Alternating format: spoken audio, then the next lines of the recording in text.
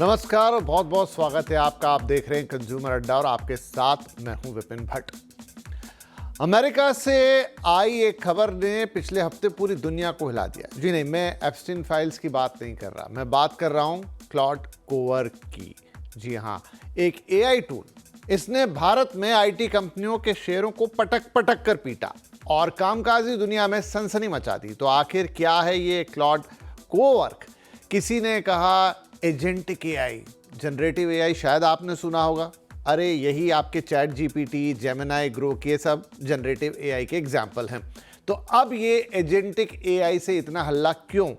Agentic बना है agent शब्द से, तो सरल भाषा में कहें तो अब एक एआई सवाल जवाब से आगे बढ़कर आपके लिए एजेंट का काम करेगा या काम करेगा। कैसे काम? हर वो काम जो आपके ऑफिस में आपका कोई भी सहयोगी कर सकता है, इसीलिए नाम रखा गया है कोवर्क। अब ये कोवर्कर या कोवर्क क्या क्या कर सकता है? तो ये सब कुछ कर सकता है सर, शायद आपकी हमारी उम्मीद से कहीं ज्यादा। तो ये कॉर्पोरेट ऑफिस में होने वाले लगभग सभी ऐसे काम कर सकता है जिसके लिए ज्यादातर लोगों को वहां रखा जाता है, जैसे कि मीटिंग से नोट्स से प्रेजेंटेशन बनाना, एक्सेल, पीडीएफ, वर्क फाइलें आपस में जोड़ना, रिपोर्ट अपडेट करना और फोल्डर मैनेज करना, ईमेल ड्राफ्ट से लेकर फॉलोअप तक सब कुछ। ये टेक और आईटी वाले ऑफिसेस में भी बड़े काम का है, जैसे कि कोड फाइल पढ़ना और उसमें सुधार करना, उसमें बग ढूंढना, डॉक्यूमेंटेशन अपने आप लिखना और टेस्ट रिपोर्ट बनाना। मीडिया की भी बात कर लेता हूँ, तो खबर के ड्राफ्ट बनाना, लंबी रिपोर्ट का सार बताना, पुरानी फाइलों से डेटा निकालकर नई स्टोरी बनाना, हेडलाइन, स्क्रिप्ट, एफएक्यू सब अपने आप तैयार कर लेता है। तो भाई साहब फिर बचा क्या? तो अब ये उस यक्ष प्रश्न को फिर से खड़ा कर रहा है ये हमारा एजेंटिक एआई कि क्या एआई से नौकरी जाने वाली है? क्या एआई नौकरी पर एक बड़ा खतरा है? अब इसे देखें तो लग तो रहा है कि भाई बन जाएगा खतरा, पर कितना और किस हद तक, और यही बात करेंगे आज के शो में। समझेंगे कि एजेंटिक एआई क्या है और यह आपकी हमारी नौकरी के लिए क्या सच में कोई खतरा है या हमें नए तरीके से काम सिखाने आया है। तो स्वागत है आपका इस शो में, और हम स्वागत करते हैं अपने मेहमानों का भी। हमारे साथ कार्यक्रम में जुड़ रहे हैं टेक और AI expert doctor Kaushik Agarwal और ऑरिसर्व एआई के को फाउंडर अनुराग जैन। आप दोनों का बहुत बहुत स्वागत है। तो डॉक्टर अग्रवाल, हम आपसे शुरुआत करते हैं कि देखिए, जब एआई आया था तब भी इसी तरह की बातें होती थी। जनरेटिव एआई अब हमारे साथ रोज़मर्रा में जुड़ चुका है, बहुत सारे लोग बड़ी आसानी से उसका इस्तेमाल करते हैं और इनफैक्ट उसका फ़ायदा भी लोगों को मिल रहा है। अब ये एजेंटिक एआई या ये क्लाउड कोवर्क की हम बात करें, उसका आना, अचानक से हल्ला मच जाना, और फिर वो हमने देखा पूरी दुनिया में जो शेयर मार्केट है उससे इम्पैक्ट हुए, इंडिया में भी आईटी के शेयर गिर गए। ये कुछ रणनीतिक तरीके से किया जाता है या सच में ऐसा होता है? शुरू शुरू में लोगों को समझ नहीं आता, अभी एआई नई चीज़ है, उसमें भी फिर कोई एक नई चीज़ आ जाए तो सबको लगता है अरे पता नहीं क्या हो जाने वाला है। ये वैसा मामला है या फिर एजेंटिक एआई या जिसकी हम बात कर रहे हैं क्लाउड कोवर्क की, वो वाकई में कोई बहुत क्रांतिकारी चीज़ है और अब वो सारी जो कामकाजी ज़रूरतें हैं उन्हें खुद पूरा कर देगा? देखिए, कोई भी इनोवेशन होता है या कोई भी नई टेक्नोलॉजी आती है तो वो समय के साथ धीरे धीरे परिपक्व होती है। मतलब उसमें एडवांसमेंट होती है, नए लोग यूज करते हैं, नए यूज केसेस निकालते हैं। तो अभी लोग जो सवाल पूछ रहे हैं कि भाई क्या एआई हमारी जॉब ले लेगा, असल में सवाल ये होना चाहिए कि एआई कौन सी लेयर को ज्यादा कंप्रेस कर रहा है। तो अगर आप देखेंगे कि एंथ्रोपिक का जो क्लाउड कोवर्क है वो एक्चुअली जॉब्स को नहीं, वो नॉलेज वर्क के जो मिडिल लेयर है उसको कंप्रेस कर रहा है धीरे धीरे। तो ये चाह रहा है कि एक वैल्यू चेन को रीबैलेंसिंग कर रहा है। तो अगर क्लाउड कोवर की बात करें तो ये एक एंटरप्राइज प्लेटफॉर्म है और बहुत अच्छा प्लेटफॉर्म है जो बना हुआ है, जिसके अंदर अच्छी एंटरप्राइज सिक्योरिटी है, हेलुसिनेशन नहीं होता। अभी तक हमारी कंप्लेन ये थी जनरेटिव एआई से कि कई बार हम उसको प्रॉम्प्ट देते थे तो हेलुसिनेशन होता था, तो हम ट्रस्ट नहीं कर पाते थे उस आउटपुट के अंदर। तो यहाँ पर ये क्या कौशिक, करता है रोकूंगा, कि मतलब आपके दर्शकों के लिए बता दीजिए हेलुसिनेशन का मतलब क्या हुआ यहाँ? हेलुसिनेशन का मतलब ये हुआ कि भाई वो एकदम भटका हुआ जवाब देना, कि मैं कुछ और चाह रहा हूँ, किसी और चीज पे मैंने डेटा को तैयार किया, उस पे डेटा को, उसको एजेंट को तैयार किया, मॉडल को तैयार किया, और वो जवाब किसी और बारे में ही दे रहा है जो कि बिल्कुल भ्रांति है। मतलब उसमें कोई, मैं उसमें समझ नहीं पा रहा कि किस बारे में दिया है उसने। तो इसके अंदर जो फायदा है क्लाउड कवर के अंदर, ये वर्कफ्लो को ऑटोमेट नहीं कर रहा है, ये केवल जो इन्फॉर्मेशन है, जो मैं डेटा उसको दे रहा हूँ, केवल उसको इंजेस्ट करता है। उसी के ऊपर ही उसकी कंटेक्चुअल अंडरस्टैंडिंग बनाता है, उसके अंदर रीजनिंग बनाता है कि क्यों ये डेटा मैंने किस लिए तैयार किया है। और सबसे बड़ी बात यह है कि डिसीजन नहीं लेता आपके बिहाफ पे। डिसीजन अगर उसको लगता है कि ये चीज थोड़ी सी अलग है, तो वो हमसे बात करता है, हमसे पूछता है कि क्या आप डिसीजन लेने के लिए तैयार हैं, और हम पे डिसीजन आउटपुट के लिए छोड़ देता है। अब जो हमारी इंडियन इंडस्ट्री है आईटी की, अगर आप देखें जाएं, जो हम लोग इस्तेमाल करते आ रहे हैं, हम एंटरप्राइज ट्रस्ट, प्रोसेस डिसिप्लिन हम लेकर आए हैं, एक स्केलेबिलिटी लेकर आए हैं ग्लोबल कंपनीज के लिए, और यहाँ पर इसीलिए आउटसोर्सिंग बहुत ज्यादा चली है। तो हम तक अब तक जो चार्ज करते आए हैं कस्टमर को, वो केवल एफर्ट के बेसिस पे करते हैं। तो हमने लार्ज टीम्स बैठा रखी हैं, जिसमें 15 साल के बंदे, 20 साल के बंदे, और काफी छोटे बच्चे भी जो काम करते हैं इसके अंदर।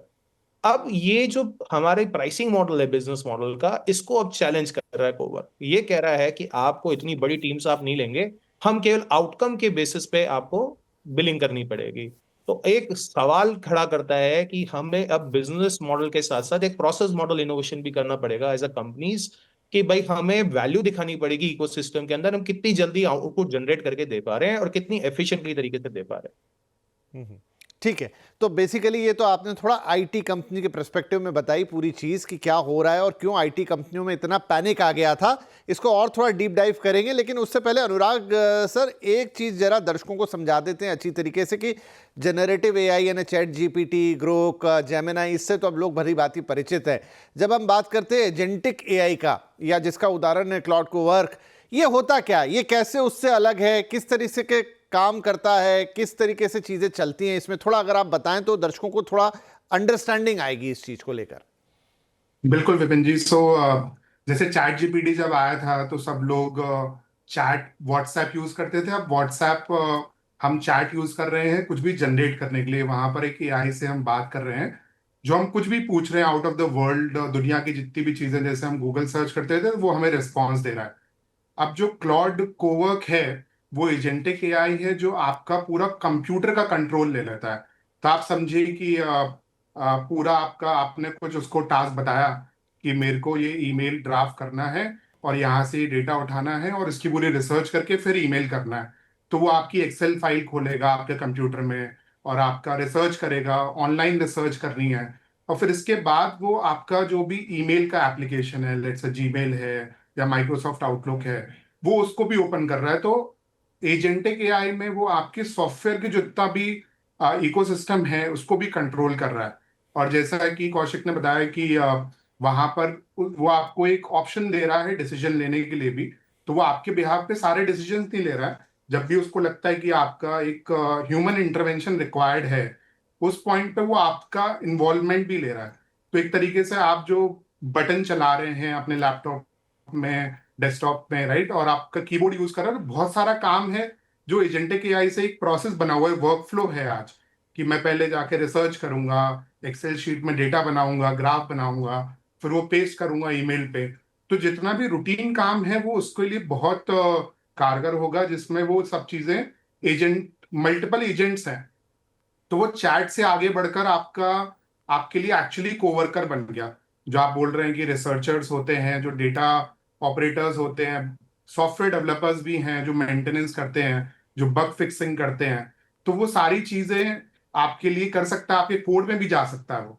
आप बोलेंगे कि मेरा ये पूरा कोड है सॉफ्टवेयर का, आप इसमें से ये एक प्रॉब्लम आ रही है, ये पेज नहीं चल रहा है, ये एप्लीकेशन नहीं चल रही है, ये इशू आया, तो वो उस इशू को रीड करेगा, वो वहां पे जाएगा, उस कोड को निकालेगा, फिर जितनी रिसर्च होती है उसके अराउंड निकालेगा कि इसको कैसे सॉल्व किया जा सकता है, फिर वो जाके उस पर पैच कोड भी लिख देगा। तो आप समझिए कि पूरा एक तरीके से वो कोवर्कर है, मतलब एक वर्चुअल समझ गया मैं वर्कर है बिल्कुल जो कि आपको support अब आपने जो बात बताई कि करता वो मेरे कंप्यूटर का पूरा कंट्रोल लेगा, उसके अंदर है। जो जी भी चीजें हैं उस पर काम करेगा। तो डेफिनेटली कि कोई एक व्यक्ति बैठ के काम कर रहा होता उस पर, और मैं उससे कहता कि जी मुझे ये चाहिए, अब उसकी जगह ये एजेंट महोदय वो पूरा काम करके दे देंगे कंप्यूटर का सिस्टम लेके। अच्छा, थोड़ा और डीप डाइव करते हैं। कौशिक साहब, एजेंट मतलब क्या हुआ, क्या है एआई के अंदर ये एजेंट है? टेक्निकल भाषा में तो एजेंट कह दिया, लेकिन सिस्टम में क्या हो रहा है?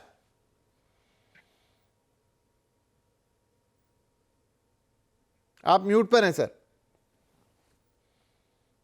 जैसे मैं एक स्पेसिफिक कार्य कर रहा हूँ, और एक क्षेत्र में मैं काम कर रहा हूँ, जैसे मैं हेल्थ केयर के अंदर में एक मेडिसिन के ऊपर रिसर्च कर रहा हूँ, और मैंने एक एजेंट आइडेंटिफाई कर दिया। उस एजेंट का केवल ये काम है कि उससे रिलेटेड मुझे जो भी केमिकल्स हैं वो आइडेंटिफाई करके दे कि किस मात्रा में वो इस्तेमाल होने चाहिए। तो एक एजेंट केवल यही काम करेगा, वो आइडेंटिफाई करेगा, पुराने हिस्टोरिकल डेटा को देखेगा, पैटर्न आइडेंटिफाई करेगा, उसी पे काम करेगा। ऐसे ही जैसे अगर बैंकिंग में अगर आप कोई काम कर रहे हैं, आप ये देखेंगे कि भाई रिकंसिलेशन एजेंट बना देंगे, उसका काम कुछ और नहीं है, वो केवल रिकंसिलेशन का काम करेगा और कोई काम नहीं करेगा। तो ये एजेंट का काम ये होता है कि उनको एक स्पेसिफिक टास्क दे देते हैं, हम लोग एक डिटर्मिनिस्टिक टास्क दे देते हैं कि यही टास्क और आपको एजेंट करनी है। है क्या, अपने आप में एक प्रोग्राम है, अपने आप में एक आर्टिफिशियल इंटेलिजेंस का कोड है कि आपने कहा कि भाई मुझे आपसे, जब जब आपके पास कमांड आएगी तो मुझे आपसे इतना ही चाहिए, राइट? बिल्कुल जी, आप उसको बता देते हैं, एक प्रोग्राम है, एक कोड है, जो आप उसको बता देते हैं कि भाई मुझे आपसे ये काम करवाना है। उस पर मैं उसको ट्रेन करता हूँ, उसको तैयार करता हूँ, और उसके बाद उसको ऊपर काम करना शुरू कर देता हूँ। लेकिन उसकी लिमिटेशन क्या है कि वो फेलियर की कभी ओनरशिप नहीं लेगा, वो कभी अकाउंटेबिलिटी नहीं लेगा। तो क्या वो ह्यूमंस को रिप्लेस कर सकता है वाकई में? क्योंकि अगर आपको क्या होता है कि कोई चीज फेल होती है तो कोई अकाउंट ओनरशिप लेने वाला होना चाहिए। तो यहाँ पर क्या क्लाउड कोवर को इनेबल कर रहा है? वो आप नहीं कर रहा। डांटेंगे किसको काम गलत होने पर कि ये गलत कर दिया, है ना? डांट नहीं सुनेगा आपकी। जी बिल्कुल।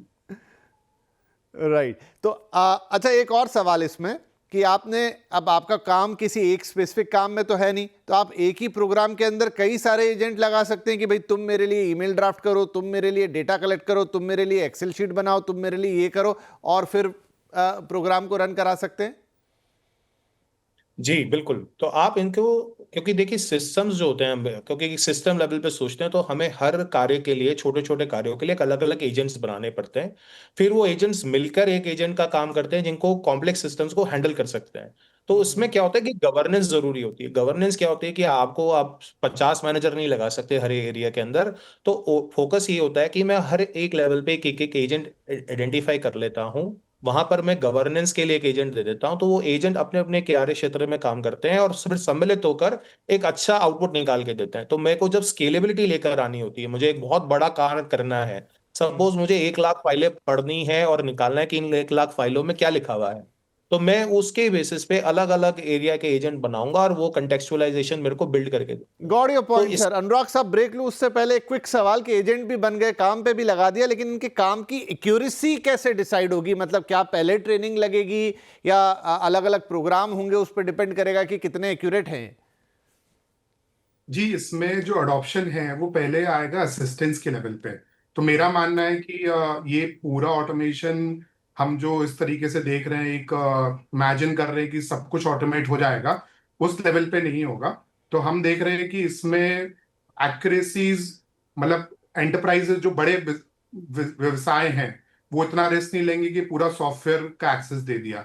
तो जैसे बग है तो उसमें आपको असिस्ट करेगा पहले, कि ये पूरा एनालाइज करने में जैसे मुझे 2 घंटे लगते थे कि ये बग का प्रॉब्लम कहाँ से शुरू हो रहा है, तो वो पहले मुझे असिस्ट मोड में आएगा। और फिर जाके जब लगेगा कि उसकी एक्यूरेसी बढ़ गई है, फिर जाके वो एक्चुअली लोग यूज करने लगेंगे। क्योंकि आप समझिए कि जो सॉफ्टवेयर है, बड़े सॉफ्टवेयर जहाँ पे हम बात कर रहे हैं, आईटी कंपनी जो हमारी इंडियन आईटी कंपनी सर्विस देती हैं, ये सारे बहुत बड़े बिजनेसेस हैं, बैंक्स हैं, टेलीकॉम कंपनीज हैं, मल्टी बिलियन डॉलर्स, जहां पर इनके जो सॉफ्टवेयर हैं ये लेगेसी सिस्टम्स हैं। ये एक सॉफ्टवेयर नहीं है, इनमें मल्टीपल सॉफ्टवेयर के साथ जोड़ के सॉफ्टवेयर बनाए हुए हैं। तो कोई भी AI complication, AI software cloud को वर्क एक दिन में आके पूरा समझ नहीं सकता। बिजनेस डोमेन भी बहुत रिक्वायर्ड है। आप जी जी। सोचिए बैंक में क्या कंप्लायंसेस हैं, वो सॉफ्टवेयर को नहीं पता है। तो हम, ये बहुत बड़ा विषय है कि एजेंट्स हमारी एफिशिएंसी बढ़ाएंगे क्लाउड को वर्क, बट ह्यूमन का बहुत बड़ा रोल है, और एक्यूरेसी के लिए हमेशा ह्यूमन इन्वॉल्व रहेगा बीच में, तो राइट। डिसीजन। जी। ठीक है, तो आज तो शायद वो एक्यूरेसी नहीं है और ह्यूमन इन्वॉल्वमेंट की जरूरत पड़ेगी, लेकिन क्या 4 साल बाद भी ऐसे ही होगा? ये एक बड़ा सवाल है। क्या ये इतने इंटेलिजेंट नहीं हो जाएंगे कि ये सच में ही वो काम कर लें जिसकी आज हमको लग रहा है कि शायद ये नहीं कर पाएंगे और हमारी जरूरत होगी? एक सवाल। और दूसरा सवाल कि आईटी क्षेत्र की तो बात समझ में आ गई कि भाई वो किस तरीके से काम करता है और इस चीज़ के आने से वहाँ क्यों इतना हल्ला मच गया, लेकिन बाकी क्षेत्रों का क्या? तो ये 2 अहम सवाल होंगे। एक छोटा ब्रेक, ब्रेक के बाद इन दोनों ही बड़े सवालों का जवाब लेंगे अपने एक्सपर्ट से।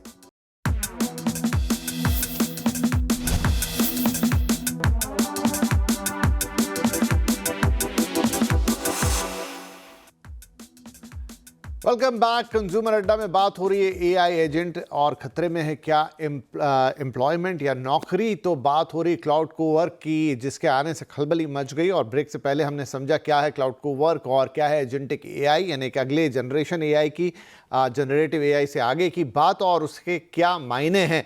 अब थोड़ा सा दो महत्वपूर्ण प्रश्नों की तरफ चलते। तो अग्रवाल साहब, एक चीज़ की ये तो हमने समझ लिया कि आईटी कंपनीज में क्यों इतनी खलबली मच गई, लेकिन इसके टेस्ट केस तो हर जगह है। मैंने जब देखा तो वो मीडिया में भी बता रहा है कि वो सारे काम कर देगा, वो बता रहा है जो जनरल कॉर्पोरेट ऑफिस हैं उसमें भी सारे काम कर देगा।